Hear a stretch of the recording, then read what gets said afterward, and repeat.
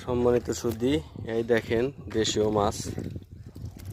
আমরা এই যে উজাল দেওয়ার জন্য আসছিলাম, পরে এই যে একদম পিওর দেখেন বাইলা মাছ।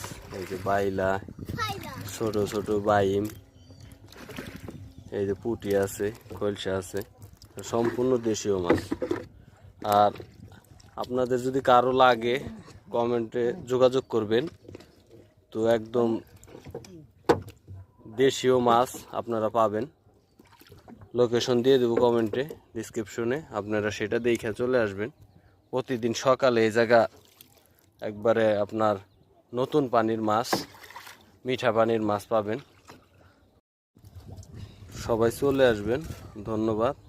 আসসালামু আলাইকুম।